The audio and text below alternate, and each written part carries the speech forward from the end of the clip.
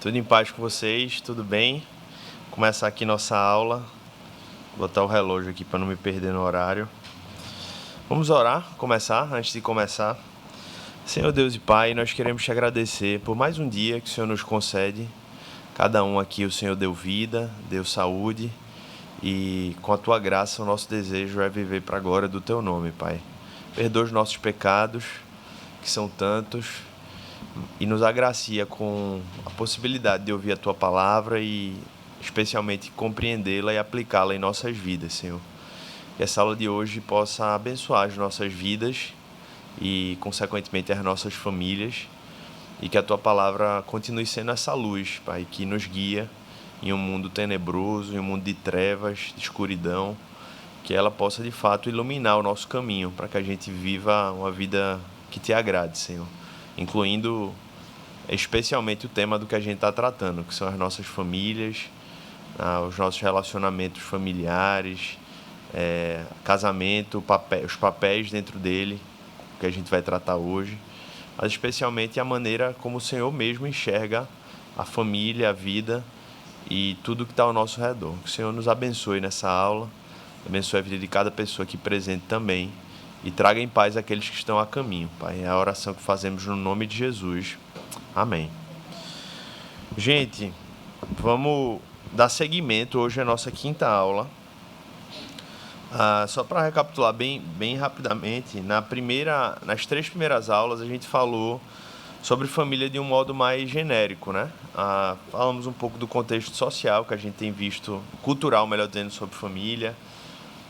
Depois a gente falou um pouco sobre algumas famílias na Bíblia e viu um pouco tanto dos acertos como dos erros dessas famílias, e viu como a graça de Deus era algo indispensável para elas, né? Ninguém pode imaginar a vida cristã, nem muito menos a família, sem as lentes da graça, né? Porque se a vida cristã ela é cheia de erros e acertos, a gente poderia dizer que é na família que esses erros e acertos vão ser mais vistos e percebidos, porque é ali onde a gente vive as experiências mais profundas, mais intensas, mais duradouras da nossa vida.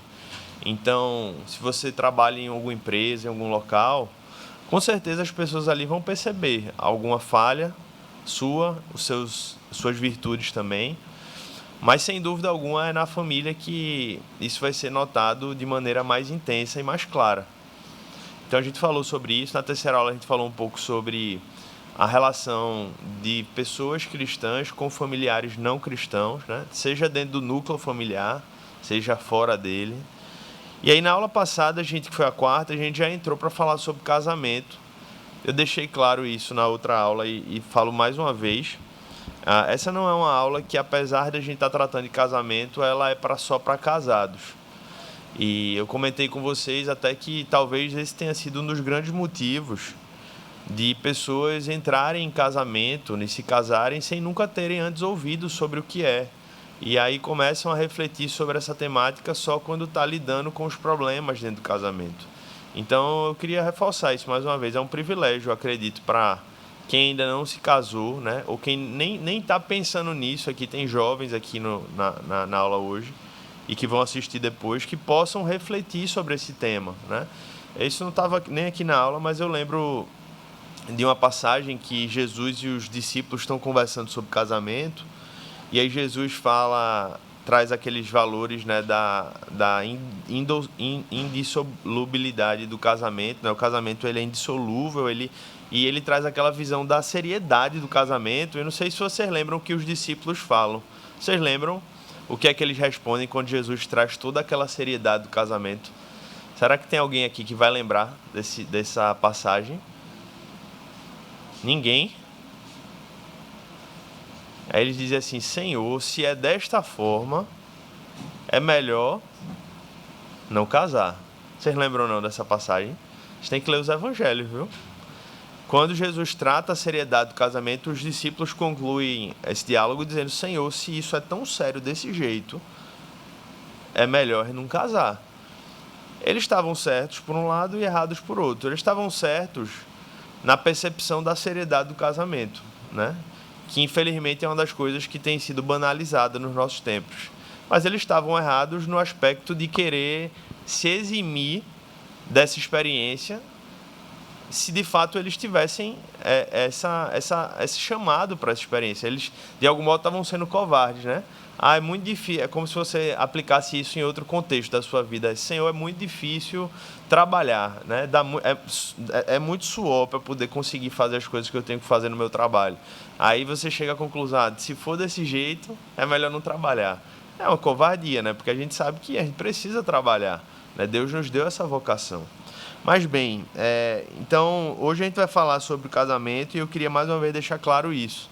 Esse é um tema que eu acredito que, assim como a gente começou na aula passada falando e vai continuar nessa, é um tema que, inclusive, aqueles que ainda não estão nem se preparando para isso, nem pensando nisso, ainda assim é uma aula extremamente importante para você, porque você precisa entender esse tema para que quando chegue o tempo apropriado na sua vida, você tenha refletido sobre isso e não deixe para pensar nesse assunto quando você estiver vivendo problemas em relação a essa temática. Antes da gente ler algumas passagens aqui, eu queria trazer um pouco do contexto cultural que a gente está vivendo.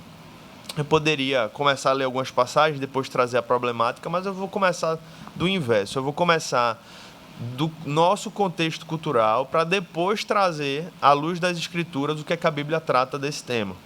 E como eu até compartilhei com vocês na mensagem que a gente mandou na lista de transmissão, um dos grandes influenciadores na maneira como as pessoas falam, pensam e tratam sobre casamento na nossa cultura atual foi e está sendo ainda, de algum modo, influenciado por aquilo que a gente conhece e escuta falar como movimento feminista. Esse tema ele é desafiador falar, porque muitos, especialmente dos jovens que estão aqui, eu poderia até dizer assim, vamos classificar assim, até vamos estender aqui um pouco a margem. Eu diria que até pessoas abaixo de 30 anos foram formadas, né, na sua faculdade, no seu colégio, ou estão sendo, numa perspectiva no qual o movimento feminista ele é tratado de um modo extremamente benéfico. Porém, quando a gente busca entender as raízes desse movimento e confronta com o que a Bíblia fala, a gente vê de uma maneira muito clara, gente, que, na verdade, o movimento feminista ele teve raízes destrutivas, né? Raízes que não têm a ver com o que a Bíblia propõe e especialmente seus resultados. Eu vou tentar explicar um pouco para vocês. E, inclusive, vou tentar mostrar para vocês que, na verdade, apesar das mulheres serem muitas vezes as portas-vozes nesse movimento, os grandes culpados e a grande omissão veio dos homens. Isso aí não há dúvida. Mas uma coisa não justifica a outra, e a gente vai conversar um pouco sobre isso. Deixa eu compartilhar uma frase aqui com vocês, algumas citações de um livro. Eu trouxe outros aqui que eu vou indicar, mas eu esqueci de trazer... pode passar aí, DJ, por favor. Eu esqueci de trazer de um outro livro que eu estou citando aqui, que é o Feminilidade Radical, dessa autora Caroline McCulley, acho que é assim que fala, e que eu recomendo fortemente. Eu inclusive, diria que todos deveriam ler para conseguir entender o que a gente está vivendo, mas especialmente as mulheres. As mulheres não deveriam passar dessa vida sem ler esse livro diante do contexto cultural que a gente está vivendo. E ela, quando começa a tratar desse tema, ela diz o seguinte: é desconfortante pensar que a idade de 30 anos, então quando ela chegou aos 30, eu tive de aprender que existem diferenças fundamentais entre homens e mulheres. Mas eu cresci com o dogma feminista de que diferenças de gênero são culturalmente criadas, que a parte das diferenças estruturais óbvias, somos inerentemente iguais.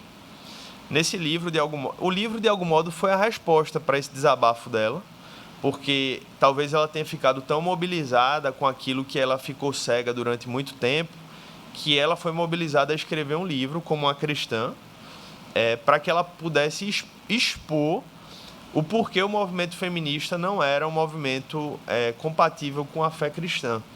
E aí eu não vou ter tempo de ter a profundidade e a abrangência do que ela trata no livro. Por isso que eu deixo com muita ênfase. Se você puder, adquira esse livro, compre. Você, especialmente as mulheres, vão ter a oportunidade de ter uma visão muito diferente daquilo que a gente tem recebido aí fora. Mas no livro ela continua dizendo o seguinte: pesquisas médicas têm desmantelado essa teoria nos últimos anos, à medida que descobrimos diferenças biológicas significativas entre homens e mulheres, especialmente na área de anatomia e do funcionamento do cérebro. Então, o que ela está querendo dizer? Ela está dizendo que muito desse movimento feminista construiu a sua ideia em uma filosofia que era basicamente sem algum tipo de comprovação científica, e a Bíblia já falava sobre isso há milhares de anos, né, sobre as diferenças, e ela começou a mostrar que, inclusive, a própria ciência já vinha mostrando de uma maneira muito clara que o próprio, né, tem coisas óbvias nos corpos, né, que mostram isso, mas no próprio funcionamento do cérebro, que demonstrava que haviam distinções e eram necessárias que essas distinções sejam reconhecidas, né? E ela faz questão também de falar aqui uma coisa muito importante, né? Pode passar, que os pesquisadores enfatizam que não há qualquer diferença entre homens e mulheres no que se refere ao QI ou à inteligência. A questão não é a capacidade, mas sim os papéis e vamos dizer assim, os alvos a partir dos quais essas diferenças elas geram, vamos dizer assim, objetivos diferentes nos seus papéis. E aí ela diz assim: nossos cérebros confirmam o que a Escritura nos diz. Homens e mulheres são iguais em essência, mas criados para funcionar diferentemente. Esse é o ponto-chave, né? A Bíblia, a gente falou sobre isso na aula passada. Deus criou homem e mulher, ambos à imagem e semelhança de Deus. Mas justamente pelo fato dele ter criado homem e mulher, e justamente ter criado a mulher de uma maneira complementar ao homem, negar essa complementariedade é negar a sabedoria do próprio Deus. Afinal, se ambos fossem iguais, Deus não precisava ter olhado para Adão e dissesse: não é bom que o homem esteja só. Bastava ter mantido Adão. Ele não precisava ter criado a sua companheira, a sua auxiliadora, chamada Eva. E ela conclui nesse livro, em um trecho, dizendo assim: o legado feminista foi tornar a potencial cooperação complementar entre homens e mulheres no espírito de competição. Isso é muito forte, gente. Muito forte, porque ela resume aqui em poucas palavras um dos grandes legados do movimento feminista. Foi tornar o que é que Deus intencionava quando criou homem e mulher distintos, apesar de ambos com valor igual diante de Deus, dignidade igual diante de Deus. Era justamente que essa cooperação, essa complementariedade, ela servisse para que o nome de Deus fosse glorificado, para que a sociedade fosse abençoada. Mas na medida em que esse movimento tentou abolir essas diferenças, isso gerou, na verdade, para a sociedade, um resultado de um espírito de competitividade. Vamos voltar para as Escrituras agora. Eu tentei assim, resumir de uma maneira muito rasa, muito simples, porque eu não tenho tempo, mas esse livro ele serve como indicação, porque aí lá você vai poder explorar. Ela traça as origens desse movimento, ela traça o contexto atual que a gente está vivendo e os resultados que ele já está causando. Mas vamos voltar para a Bíblia e ao longo aqui de ler algumas passagens a gente vai voltar a essa temática. Vamos ler Efésios capítulo 5. Você pode abrir sua Bíblia aí, a gente não vai ter aqui não o texto. Você pode abrir a Bíblia aí, no capítulo 5, a partir do versículo 22. Eu estou na Nova Almeida atualizada. Esse é o texto, é uma das passagens mais conhecidas sobre papéis entre homens e mulheres, né? Os papéis de marido e esposa. E é justamente esse espírito de competição que eu falei agora há pouco, né? E a falta de compreensão a falta de compreensão do fato de que a diferença entre homens e mulheres é algo real, que dificulta ou que impede muitas pessoas de entenderem o que a gente vai ler aqui agora. Então eu queria convidar você a ler esse texto E logo em seguida a gente vai compartilhar um pouquinho aqui sobre algumas questões que ele trata. Alguém está com a Nova Almeida atualizada aí? Ricardo, mais alguém? Só para pedir ajuda da leitura. Ricardo, Rômulo, mais quem? Então eu vou pedir ajuda deles dois, tá? Eu vou pedir para Rômulo começar lendo a partir do versículo 22 até o 25, não, até o... Não, do 22 ao 24. Ricardo lê do 25 ao 28 e eu leio a partir do 29, pode ser? Aí pode ler bem alto aí pro pessoal escutar aqui. Esposas, que cada um de vocês se sujeita ao seu próprio marido, como ao Senhor, porque o marido é a cabeça da esposa, como também Cristo é a cabeça da igreja, sendo ele próprio o Salvador do corpo. Pode ler até o 24, tá? Como, porém, a igreja está sujeita a Cristo, assim também a esposa se sujeite em tudo ao seu próprio marido. Maridos, que cada um de vocês ame a sua esposa, como também Cristo amou a igreja e se entregou por ela,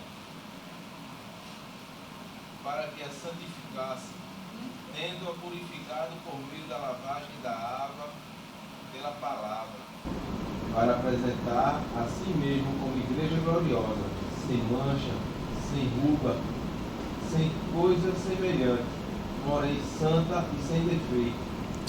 Amém. Assim também o marido deve amar sua esposa como ama o próprio corpo. Quem ama a esposa ama a si mesmo, porque ninguém jamais odiou o seu próprio corpo. Ao contrário, alimenta e cuida dele, como também Cristo faz com a igreja, porque somos membros do seu corpo. Eis porque o homem deixará o seu pai e a sua mãe e se unirá à sua mulher, tornando-se os dois uma só carne. Grande é este mistério, mas eu me refiro a Cristo e à igreja. No entanto, também, quanto a vocês, que cada um ame a própria esposa como a si mesmo e que a esposa respeite o seu marido. Bem, o texto ele fala sobre vários papéis. Se você leu aí atentamente, se você não estava pensando no almoço já, você percebeu que a Bíblia já trata de alguns papéis aqui entre homens e mulheres. Eu vou, não apenas essa passagem trata disso, várias outras na Bíblia, mas a gente vai começar por ela, porque talvez ela seja a mais completa na Bíblia, que trate de vários papéis.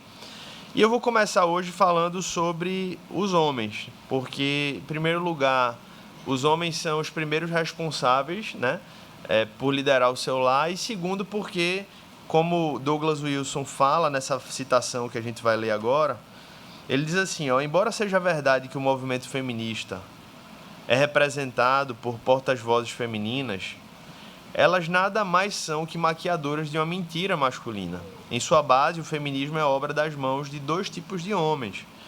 Por um lado, destrutivos e opressores, e por outro, homens frouxos. O feminismo não é primariamente produto de mulheres insatisfeitas, mas obra de homens ímpios. Então isso é muito sério, né? Porque, no final das contas, a grande origem do feminismo é o pecado do homem, que acaba gerando várias ideologias que buscam ser uma resposta para o pecado, mas acabam gerando outros problemas maiores. Esse é um dos exemplos do movimento feminista. Mas o que ele está tratando aqui é, em primeiro lugar, homens, nós somos os responsáveis, né? Talvez não diretamente, assim, no sentido imediato, porque o movimento começou algumas décadas atrás, mas os nossos pais, avós, avós, né, no caso, trouxeram um legado, que trouxeram essas reações e deram início a um movimento. Então, nós precisamos, em primeiro lugar, começar ouvindo a palavra de Deus, né? E entendendo o que isso significa para nós hoje, como é que isso deve trazer uma maneira diferente da gente viver isso hoje. Se vocês tiverem dúvidas, viu, gente, fiquem à vontade para ir perguntando. Às vezes no final o tempo já está apertado, então fiquem à vontade. Levanta a mão, qualquer coisa você já adianta aí. Se quiser compartilhar também alguma coisa, fiquem à vontade. Eu vou começar falando sobre o que é que a gente vê na Bíblia, não apenas nesse texto, mas especialmente nesse texto, do papel dos homens, né? Ou, em outras palavras, deveres bíblicos do marido. Em primeiro lugar, o marido ele é chamado, ele tem uma responsabilidade de exercer sua liderança como representante de Cristo. É o que fala aqui, você acabou de ler, no versículo 25. Maridos, que cada um de vocês... não, desculpa aqui, ó, 23. Porque o marido é o cabeça da esposa... tá o versículo aí, pode passar, obrigado. Porque o marido é o cabeça da esposa, como também Cristo é o cabeça da igreja, sendo ele próprio o salvador do corpo. Então, esse primeiro papel dos homens, do marido dentro do lar, é uma coisa muito, muito séria, porque isso não tem a ver... Tem duas coisas que a gente pode extrair aqui desse primeiro ponto. Em primeiro lugar, o marido, ele é líder do lar. Queira ou não, esteja exercendo bem ou não, ele é o líder. Não é uma questão de quem está exercendo, é quem está exercendo bem ou quem está exercendo mal. Se em um dos aconselhamentos, quando a gente faz de casais que estão se preparando para o casamento, eu lembro que tem uma das atividades que a gente pergunta lá, na sua casa, a casa que você está saindo, né? Quem era o líder do seu lar? Aí tem a das perguntas, não, no meu lar era meu pai, no meu lar era minha mãe. Só que essa pergunta, depois de refletir um pouco melhor nesse texto, está errada. Porque a pergunta deveria ser, o seu pai, ele era um bom líder ou ele era um mau líder? Porque Deus, quando ele coloca aqui em Efésios no capítulo 5, 23, vamos ler de novo essa passagem. O marido é o cabeça da esposa. É uma situação posta. Isso não tem como ser modificado. É como exatamente a ideia da discussão da ideologia de gênero. O homem, ele é homem. Se ele quiser ser mulher, ele pode até estar sendo um mau homem, mas ele nunca vai ser mulher. Então, é uma lógica muito parecida na perspectiva do casamento. O homem sempre vai ser o líder. A questão é se essa liderança ela vai estar sendo vivenciada e exercida de uma maneira segundo a vontade de Deus ou não. Se ela vai ser omissa ou não, se ela vai ser piedosa ou não. E é por isso que esse primeiro ponto é muito importante, porque exercer a liderança, ele já vai estar exercendo. A questão é, ele está exercendo como um bom representante de Cristo ou como um mau representante de Cristo? Deixa eu compartilhar uma outra citação com vocês aí. Pode seguir no slide. Nessa passagem de Efésios, é desse livro aqui, tá, gente? Que eu já aproveito para indicar, Reformando o Casamento, Douglas Wilson. É um dos bons livros sobre casamento. Nessa passagem de Efésios, Paulo nos diz que os maridos, em seu papel como cabeças, fornecem a imagem de Cristo e a igreja. Cada casamento, em qualquer lugar do mundo, é uma imagem de Cristo e a igreja, inclusive de ímpios. Casamento de ímpios, de pessoas que não temem a Deus, de algum modo representam a igreja e Cristo. Entretanto, em razão de pecado e rebeldia, muitas dessas imagens são mentiras deslavadas sobre Cristo. Então, pare para pensar, especialmente os homens aqui, né? É uma responsabilidade, né? Um fardo e, ao mesmo tempo, um grande chamado para a gente, que a gente vai estar sempre representando a Cristo no casamento. A questão é como nós estaremos representando a Cristo sendo o marido, né? Essa é a grande pergunta. E ele continua dizendo assim, ele diz que o marido é o cabeça. Nesse verso, o apóstolo não está dizendo como os casamentos devem funcionar. Foi aquilo que eu estava falando antes. Antes, ele está nos dizendo o que é a relação de casamento entre marido e mulher. Por ser o marido o cabeça de sua esposa, ele se encontra numa posição de liderança inescapável. Não importa o que faça ou aonde vá, ele ainda será o líder de sua esposa. Segundo dever, que a gente encontra também em Efésios, amar sacrificialmente a sua esposa. Maridos, vamos ler de novo o versículo 25, que cada um de vocês ame a sua esposa, como também Cristo amou a igreja e se entregou por ela. Então, assim, antes que a gente entrasse naquelas velhas questões, né, que muitas vezes as pessoas tratam, né? Como é que é esse negócio de submissão, de sujeitem-se ao seu próprio marido, etc. Quando a gente percebe e lê passagens como essa aqui, e entende que o homem foi chamado a amar sacrificialmente. Esse é o principal papel do homem. E a mulher foi chamada a se submeter à missão, se colocar debaixo da missão, que isso significa submissão do homem, da casa. Fica muito mais fácil entender qual é o padrão de Deus. O padrão de Deus, quando ele é vivido, ou busca ser vivido de uma maneira verdadeira, você vai encontrar algo no qual as coisas são convergentes. O problema é quando a gente olha para palavras como submissão e aplica as lentes que o movimento feminista aplica a elas. Qual é a lente que eles usam? Um espírito de competitividade. Dá para entender agora? O quanto ler essa palavra debaixo da lente do nosso século é realmente bem complicado, mas quando a gente coloca as lentes da Bíblia, tudo muda. Porque nas lentes das Escrituras, o grande chamado é para que haja uma grande convergência entre aquilo que o homem é, vivendo para a glória de Deus, entre aquilo que a mulher é, vivendo para a glória de Deus. E aí, sim, se isso de fato estivesse sendo vivido de uma maneira piedosa, né? De uma maneira segundo o Espírito, aí as coisas seriam muito mais fáceis de serem vividas.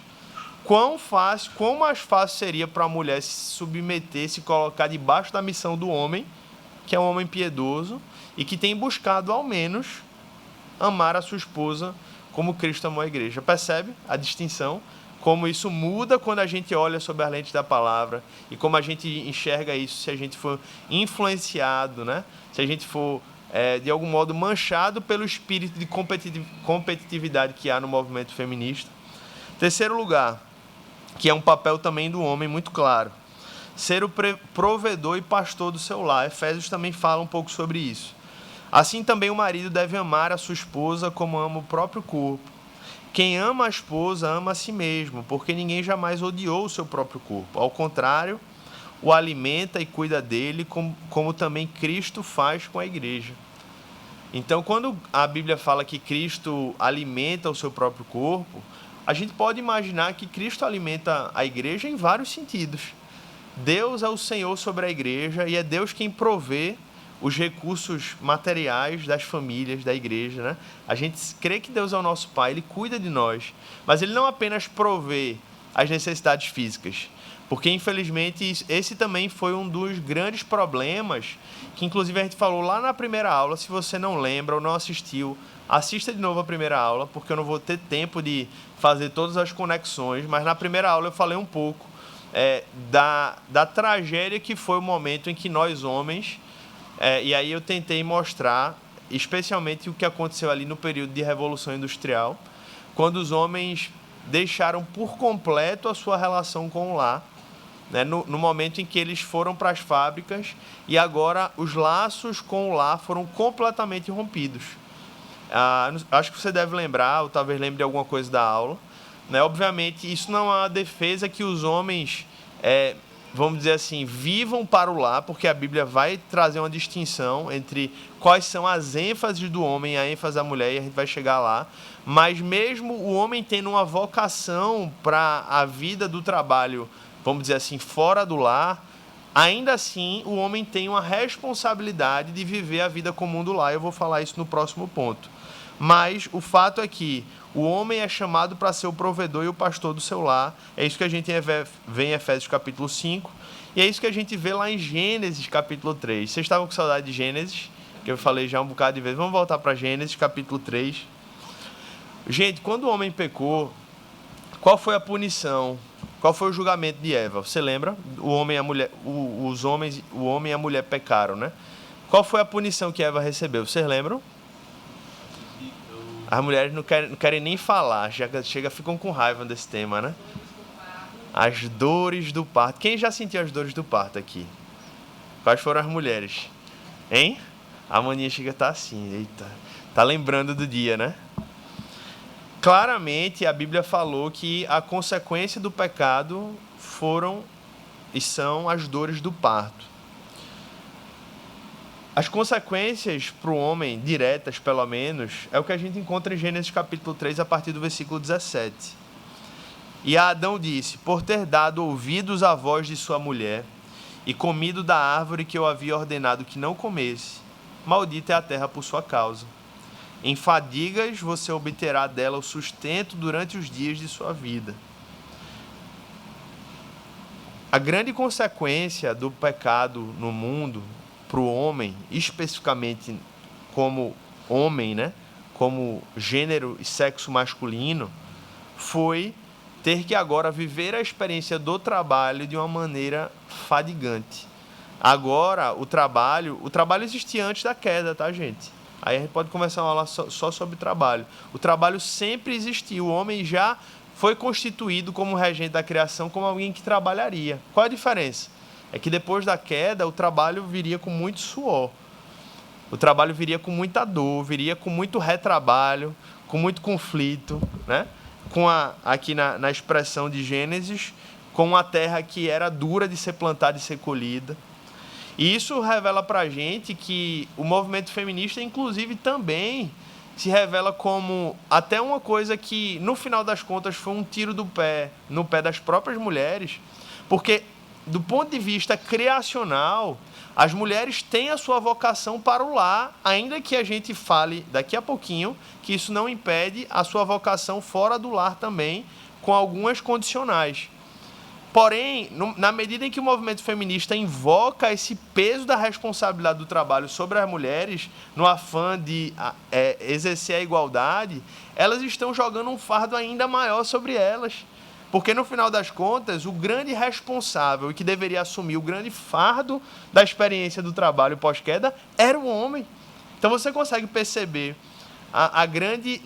o grande efeito negativo que esse movimento produziu para as mulheres, porque, criacionalmente, do modo como o mundo foi criado, o homem já tinha uma vocação direcionada para a vida fora do lar e a mulher com uma vocação direcionada para a vida do lar. Em que pese, isso não significa que um não possa contribuir com a vida fora e que o outro não vá contribuir com a vida dentro. Não é isso. A questão são de prioridades, de ênfases.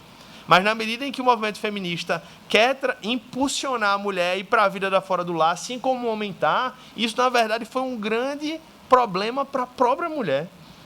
E é por isso que muitas vezes mulheres hoje estão tão confusas e perdidas, porque... E eu não falo só da igreja, não, gente.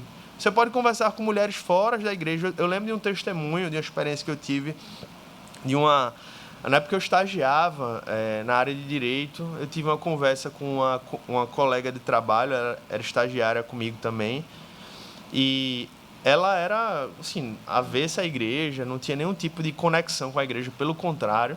E uma das coisas que ela veio conversar comigo foi justamente essa discussão sobre submissão das mulheres. Isso é um absurdo, isso é fruto do patriarcado, não sei o que, aquela história que o movimento feminista produziu na mente da juventude atual.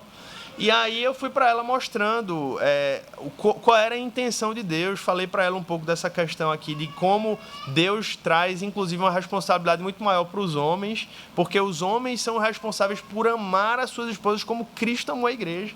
E se os homens, de fato, assumissem esse compromisso, ou pelo menos desejassem isso, seria muito mais fácil para a mulher se submeter ao seu marido, porque está vivendo em um lar piedoso. Ainda que erros possam surgir, mas a intenção do coração, o desejo é amá-la, é cuidar dela. E aí, quando eu fui explicando para ela aquilo, eu não sei se ela concordou, mas eu acredito que ela entendeu. E no final eu fiz uma pergunta para ela.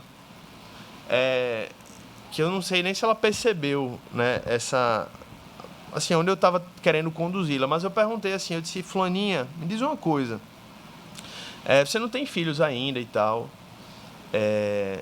mas eu imagino, ela dizia que queria casar e tal, não era casada nada, assim, não tinha planos no momento, mas deixa eu te fazer uma pergunta, se no momento que quando você casar, tiver no momento de você pensar em filhos, você pensaria, seria para você algo interessante ter a oportunidade de ter um bom tempo com os teus filhos em casa, né? De ter na verdade, eu fiz uma pergunta mais específica. Você preferiria que a tua agenda fosse totalmente dedicada ao trabalho, ou que você tivesse a maior parte do seu tempo para dedicar às suas filhas, seus filhos?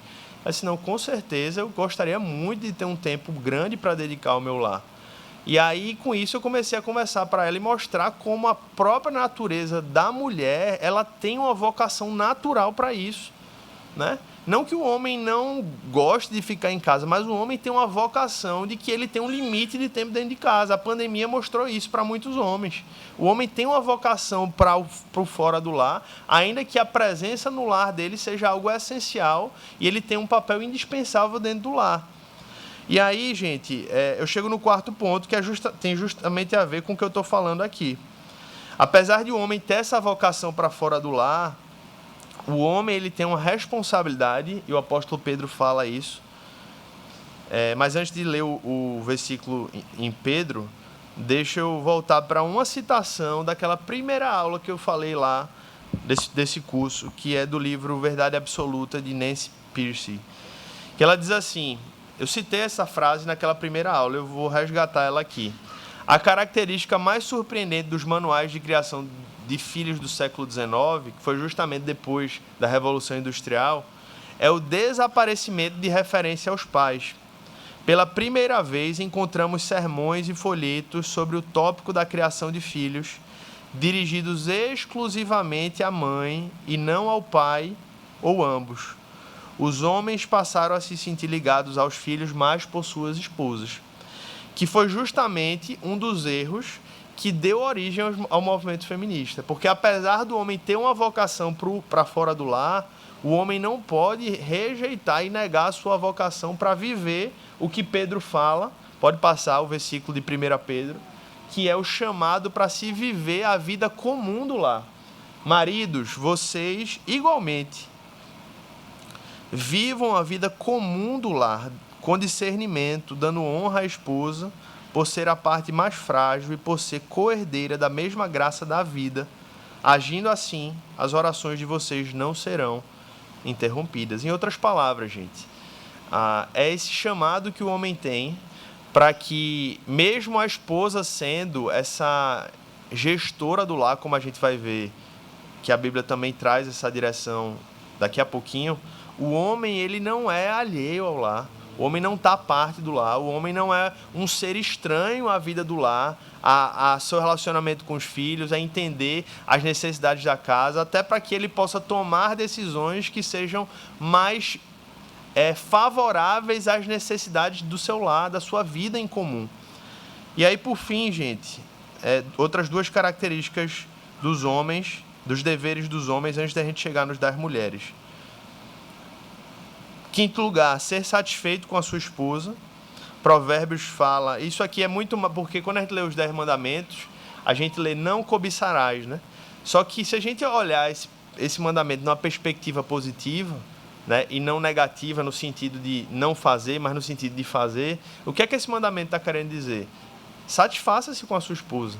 Não apenas no aspecto relacional, emocional, sexual, mas em todos os sentidos.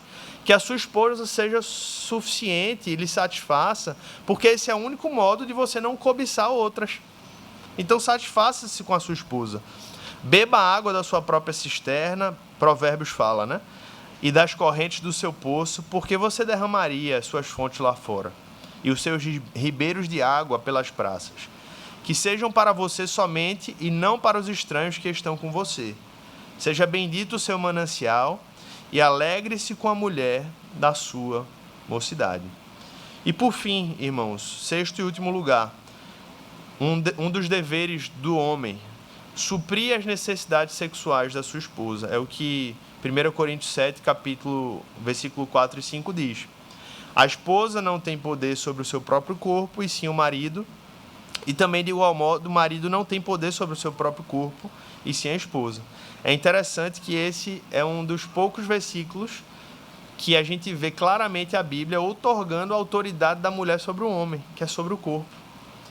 Não se privem um ao outro, a não ser talvez por mútuo consentimento, por algum tempo, para se dedicarem à oração e depois retomem a vida conjugal, para que Satanás não tente vocês por não terem domínio próprio. Então isso é um dever de homens e mulheres, e a experiência sexual é, além de tudo, uma privação contra o mal que tenta invadir o casamento em muitos contextos.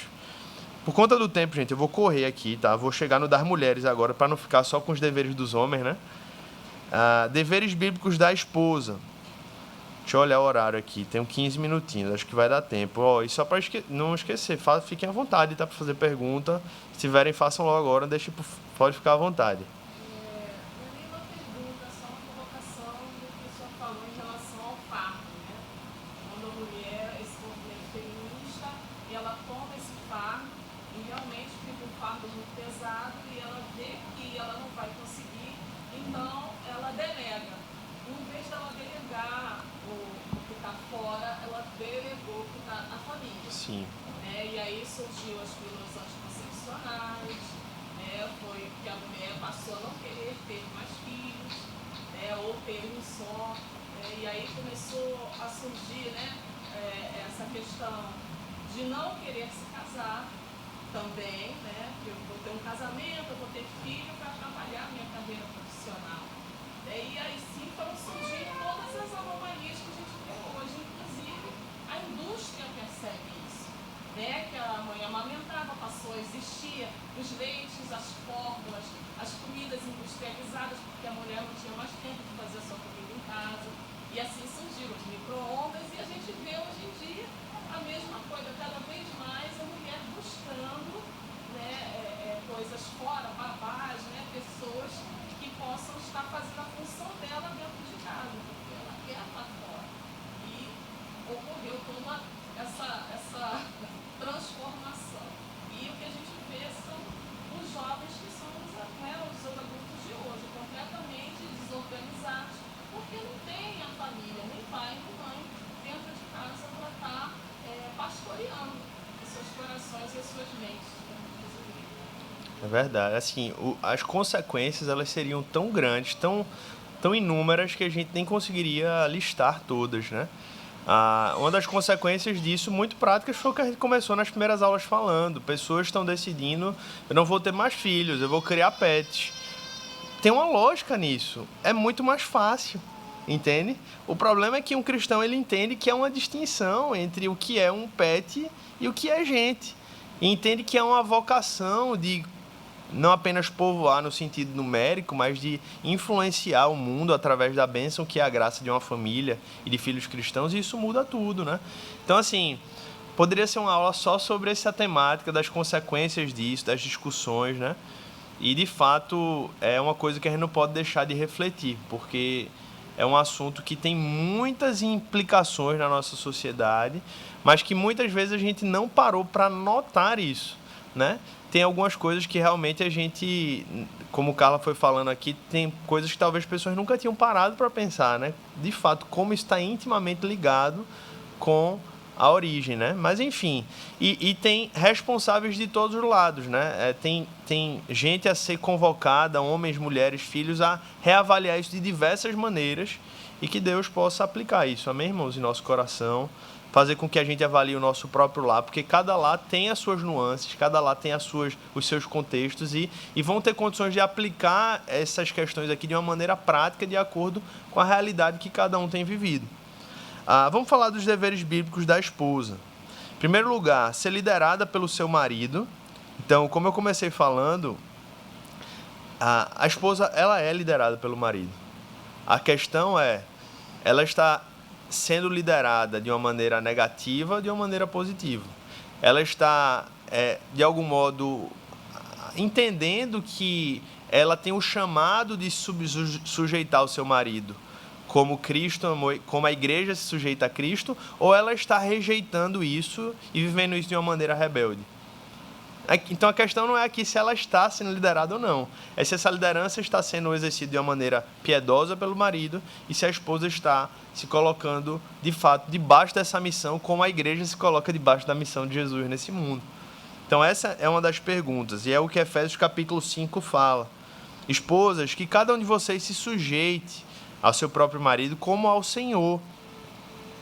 Como, porém, a igreja está sujeita a Cristo, assim também a esposa se sujeita em tudo ao seu próprio marido. E isso aqui, irmãos, tem a ver com uma coisa também muito prática, porque isso é um dos textos que tratam de uma maneira muito clara o quanto é sério não apenas a experiência do casamento, mas especialmente a fase anterior, que é a escolha de com quem eu vou me casar. Porque, veja, uma mulher escolher se casar com alguém que não é temente a Deus é um tiro no pé, no pé não, é na cabeça logo. Porque você está dizendo a Deus, Senhor, eu estou me escolhendo me submeter a alguém que não te ama. Isso é muito sério, né? Porque na medida em que alguém entra no matrimônio, e uma mulher que é cristã entra no matrimônio, ela está dizendo, eu entendi, se eu tô, pelo menos alguém que subscreve a Bíblia, eu entendi que eu estou escolhendo me sujeitar, me colocar debaixo da missão desse servo, ou melhor, espera que seja servo, né, dessa pessoa. Mas se a pessoa não é temente a Deus, qual é a missão de vida que ela está vivendo? Mas se é uma pessoa que é temente a Deus, mesmo com os seus erros e acertos que todo mundo tem, no final das contas o seu alvo é sempre Cristo. Cristo está sempre como fim. E aí, mesmo quando há erros, o que é que se espera? Que aquele homem vai dizer, Senhor, tem misericórdia da minha vida, me perdoa. E aí o rumo volta. Então isso é um alerta muito forte, irmãos, para mulheres, porque é um fardo muito grande que uma mulher carrega, quando especialmente tem a oportunidade de escolher. É diferente de quando às vezes a mulher se converte ali no meio do caminho e a Bíblia diz não se separe, que Deus uniu, não separe o homem. Mas quando a pessoa tem a oportunidade de escolher, ela faz a escolha, é uma coisa que realmente Deus precisa dar uma sabedoria para. Eu sei que, especialmente falando de maneira pastoral, né, uma das queixas das mulheres em nossos tempos é: mas tá muito difícil o homem na igreja, não é verdade? E aí, mas irmãos, antes só do que mal casado, não é bíblico, não é ditado popular, é um ditado popular, mas é bíblico nesse caso. E a gente vai falar sobre solteirice no domingo que vem, tá? Vai ser uma aula só sobre solteiro à luz da Bíblia. Então, é uma aula importante também, inclusive para casados, porque os casados às vezes são os mais chatos. Os casados ficam no pé dos solteiros na igreja dizendo, e aí, arrumou um namorado? E aí, vai casar quando? E às vezes isso é uma coisa que precisa ser avaliada à luz da Bíblia, gente. Vamos seguir aqui no papel das mulheres. Segundo lugar, respeitar o marido. Vamos ler o versículo 5:33 de Efésios. No entanto, também quanto a vocês, que cada um ame a própria esposa como a si mesmo e que a esposa respeite o seu marido. Tem uma citação muito interessante aqui de Douglas Wilson, nesse livro, que diz assim: podemos também ver que os mandamentos dados têm outros tipos de relação com nossas respectivas fraquezas. O homem tem a necessidade de ser respeitado e a mulher tem a necessidade de ser amada. É interessante notar isso aqui, gente, porque Deus poderia ter dado várias ordens, qual as ênfases dos homens e das mulheres. Mas em Efésios, no versículo que a gente acabou de ler, no 33, ele dá uma ênfase: homens, amem as suas esposas. Esposas, respeitem o seu marido. Tem até um livro que se chama Amor e Respeito, eu não me lembro o autor, mas é um livro que, se você encontrar na internet, você vai descobrir. Ele é muito interessante porque ele vai justamente mostrar, à luz desse texto e de outros, o quanto, de fato, as mulheres têm uma necessidade muito maior de se sentirem amadas, né, de verem atos do seu marido que demonstrem ações sacrificiais, enquanto que os homens nem tanto. Os homens basicamente querem ser pessoas que se veem respeitados pela sua esposa. E a gente vê claramente isso porque é assim que o próprio Paulo define, né, em Efésios, no capítulo 5, versículo 33. Então, esse é um dos chamados da esposa. Não que a esposa não tenha que amar o seu marido, e não que a esposa não tenha que respeitar, não que a esposa não tenha que amar o seu marido, não que o marido não tenha que respeitar a esposa. Aqui são a questão das ênfases de necessidade que um e o outro têm, e que a Bíblia traz de uma maneira muito clara. Terceiro dever da esposa: ser boas gestoras do lar.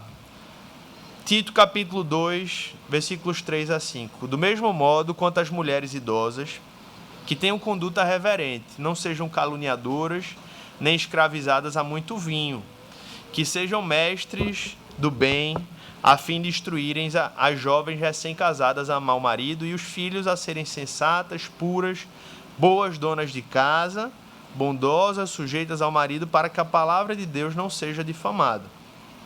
Parênteses aqui, minha bisavó, uma das que já faleceu, ela gostava muito de vinho, sabe? E aí, no contexto da igreja, tem igrejas que são totalmente contrárias a álcool, né? Não é o nosso caso, a gente acredita que o álcool ele pode ser consumido com moderação, né? Sem embriaguez, e tendo a sabedoria de entender que há locais que há escândalo, que isso escandaliza, e a gente sugere que isso não seja feito. Por isso que em reuniões da igreja, dizendo, gente, segura aí, foca na sua casa, né? Bebe na sua casa. Mas no meio da igreja tem gente escandalosa, tem gente que tem dependência de álcool, então a gente prefere, né? Mas o álcool em si não é pecado. E minha bisavó gostava muito de um vinhozinho. Ela foi esposa de pastor, né? Meu bisavô foi pastor. E tinha alguns contextos que ela ia que o álcool não podia, né? Então ela não tomava. Mas toda vez que tinha oportunidade, ela pedia um vinhozinho, e a frase dela sempre era: meu filho, não seja dado a muito vinho, mas um pouco pode. Aí eu lembrei dela aqui com esse versículo, né? Não seja dado a muito vinho, escravizadas a muito vinho. Irmãos, mas qual é a ênfase do texto aqui? Estou fugindo do tema, né? Boas donas de casa. A Bíblia trata dessa responsabilidade à mulher. Você vê essa vocação no próprio Gênesis, você vê essa vocação em algumas passagens da Bíblia. A mulher, ela tem essa vocação para ser a gestora do seu lar. O como isso vai se dar, aí é uma definição de cada família. Eu quero e posso contratar uma pessoa para me ajudar. Amém. Mas não significa que agora você contrata uma pessoa e a pessoa vira gestora, não. A mulher continua sendo a gestora do lar. Ela continua sendo responsável, ainda que ela tenha delegado aquela responsabilidade para que alguém possa ajudá-la. Mas essa visão de olhar para o lar e entender quais são as necessidades, não apenas da feira que eu vou fazer, mas de como transformar minha casa em um lar, é diferente, né? Casa é diferente de um lar. A percepção de olhar para casa e pensar como eu vou transformar minha casa em um lar é da mulher. O homem pode ajudar esse lar? Pode, mas esse papel de transformar casa em lar é da mulher. E o papel de viabilizar para que esse lar seja mantido no aspecto da provisão é do homem. A mulher pode ajudar nisso? Pode. Qual é a condição? Que o seu papel de fazer a casa um lar não seja prejudicado se ela estiver se dedicando a qualquer outra coisa lá fora. Enquanto ela equilibra essas duas coisas, é maravilha, que ela ganhe muito dinheiro e ajude ainda mais o lar. Na medida em que isso prejudica a fazer da casa um lar, aí a mulher tem que começar a avaliar e dizer, Senhor, será que não é o tempo de me dedicar mais às coisas, enxergar, né? Isso se dá muitas vezes quando chega a fase dos filhos, aí aquela coisa, e aí, né, tem todo aquele desafio de transformar a casa em um lar, especialmente com as crianças. E aí justamente responde a essa pergunta. E sobre o trabalho fora do lar? Eu não vou ter tempo aqui de ler tudo, mas Provérbios 31, gente, depois você lê lá, para responder essa pergunta, né?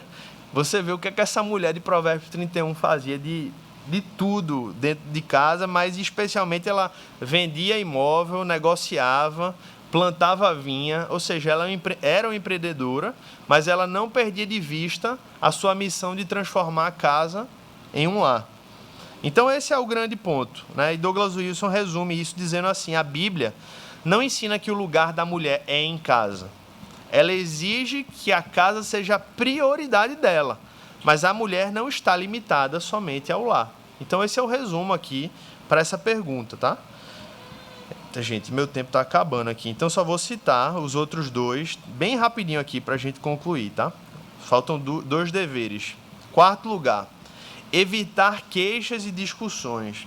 É interessante que o dever de evitar queixas e discussões é para qualquer cristão, mas a Bíblia deixa isso destacado mais para as mulheres. Aí você pergunta a Deus por quê? Não me culpe, não. É Provérbios que está falando. Uma esposa briguenta é como uma goteira que não para. A goteira contínua num dia chuvoso e a esposa briguenta são semelhantes. Contê-la seria conter o vento, seria pegar o óleo com a mão. Então, assim, não me culpem, gente. Tá? Esse dever de não reclamar é de todo mundo. Não murmureis e tal, a gente sabe. Mas não tem uma passagem dessa específica para homens, né? Assim, para maridos, né? Aí você pode dizer, mas é porque foi Salomão que escreveu. Mas a Bíblia é inspirada, gente. Vamos lá, né? Calma lá, né? Não, então não vão por essa linha, porque essa linha é perigosa. Mas brincadeiras à parte, eu creio na sabedoria de Deus. Se Deus dirigiu isso para as mulheres, é porque talvez as mulheres precisam ouvir um pouco mais do que os homens. Os homens precisam ouvir também, mas as mulheres um pouco mais, porque a Bíblia dá uma ênfase, né? E por fim, irmãos, do mesmo modo que os homens têm o dever de suprir as necessidades sexuais, que os homens têm o dever de suprir as necessidades das mulheres, as mulheres dos homens. Inclusive, é o mesmo texto aqui, eu não vou ler por conta do nosso tempo, mas essa percepção de que um e o outro, o corpo não pertence mais ao homem ou à mulher, mas um pertence ao outro, porque eles já não são mais dois, mas agora uma só carne, e esse é um chamado e uma responsabilidade no casamento. E aí eu concluo, gente, com duas últimas frases que eu citei na última aula, mas como eu estou agora, pelo menos durante algumas aulas a gente não vai falar sobre casamento, eu vou reler essas duas frases, porque quando fala sobre casamento, muitas vezes a gente lida com muitos desafios, conflitos, né? Como é natural quando se une duas pessoas, né? Se você tem um relacionamento com alguém no trabalho, vão surgir conflitos. Se você tem um relacionamento com alguém em qualquer outro lugar, vão haver conflitos, porque são dois pecadores. Inclusive tem um livro que diz assim: Quando pecadores dizem sim. É o título desse livro, muito bom também. Se alguém quiser livros sobre casamento, esse é uma boa indicação. Mas o resumo é que eu queria concluir com essas duas frases, que é um grande conselho que eu vi nesse livro do Keller e que eu achei muito belo e que de fato resume como a gente pode encontrar poder para um casamento que seja segundo a vontade de Deus. Ele diz assim: para que seu casamento seja harmonioso, é necessário ter a capacidade de servir, algo que só o Espírito pode conceder. Também é preciso remover-se do centro e colocar as necessidades do outro à sua frente, à frente das suas. A obra do Espírito de tornar o Evangelho real para o coração enfraquece o egocentrismo da alma. E ele conclui assim: só o ministério do Espírito em sua vida pode, de modo geral, lhe fornecer todos os recursos necessários para encarar os desafios do casamento, e somente ao estar cheio do Espírito você terá tudo de que precisa de modo específico para cumprir o dever de servir ao seu cônjuge. Então, todos os deveres que a gente falou aqui, se eles forem cumpridos na força do braço do homem, eles não são possíveis, gente. O casamento, segundo a vontade de Deus, é um milagre. É um milagre. Ele depende do poder do Espírito Santo. Ele depende de um caráter transformado pelo Espírito Santo. Ele depende de uma vida cheia do Espírito Santo. E é somente essa vida cheia do Espírito Santo que dá condições a homens e mulheres pecadores, mas cheios do Espírito, a viverem essa relação de um modo diferente do modo como as pessoas aí fora vivem. É isso que dá condições de, quando a dificuldade sobrevém, homens e mulheres dizerem: a gente vai permanecer junto, a gente vai lutar junto e a gente vai vencer junto, ao invés de fazer o que seria mais fácil. Vamos cada um para o seu caminho. Né? Todas as semanas a gente vê notícias aí, né? Abre as redes sociais, quem foi que separou essa semana? Essa semana foi Gisele Bündchen e o Tom Brady, né? Não sei se vocês viram, não foi? Só eu tô lendo tititi, é? Tô brincando, eu vi no Facebook, eu não sei se é verdade. É verdade? Tá lendo tititi também, né? E aí eles justificam: não, é o melhor para os dois, ambos vão ser mais felizes. Mas homens e mulheres cheios do Espírito Santo entendem que a felicidade ela está em Deus e que no meio desse caminho a gente busca reconstruir esses laços apesar dos desafios. Então que Deus abençoe, irmãos, os nossos casamentos, fortaleça aqui cada família, né? Próxima aula a gente vai falar sobre solteirice, então eu queria convidar não apenas os solteiros, tá? Eu queria convidar os casados. Quando eu falei aquilo, eu falei brincando, mas eu estou falando sério. Esse é um tema que muitas vezes não se fala na igreja. Qual o papel dos solteiros? Quão verdade é o fato de que Deus designou algumas pessoas para não casarem? Algumas pessoas não falam sobre isso. Eu queria conversar com vocês sobre isso. E queria convidar você para estar aqui com a gente. Na verdade, quem vai dar aula é Diógenes. E eu queria convidar você para estar aqui com a gente. Vai ser uma aula muito especial. E até domingo que vem, se Deus quiser, na nossa Universidade da Vida. Vamos orar para encerrar. Daqui a pouco a gente vai ter o nosso culto. Senhor Deus e Pai, muito obrigado por esse tempo. Obrigado porque a Tua palavra, ela nos instrui, ela não nos deixa órfãos, ela nos dirige. E muitas vezes ela nos tira da nossa zona de conforto, Senhor. Ela fala conosco coisas que nos incomodam, que de fato nos convidam a repensar nossas práticas, nossas ações, nossos pensamentos, nossas ideias. E a nossa oração aqui, Senhor, é que nós sejamos sensíveis ao Senhor e de fato não endureçamos o nosso coração para aquilo que tem a ver com a Tua vontade. Pelo contrário, que mesmo quando a Tua palavra nos fira, que a gente possa entender que ela nos fere para que isso nos conduza a uma vida de glória ao Teu nome, de santidade, e que honre o Teu nome, inclusive com as nossas famílias, casamentos, filhos e tudo que a gente faz. Que o Senhor abençoe, Senhor, que cada casamento, cada lar, cada família, Senhor, livre-nos de todo mal, Pai, e abençoe-nos para a glória do Teu santo nome, Senhor. É o que pedimos no nome de Jesus. Amém. Amém, irmãos?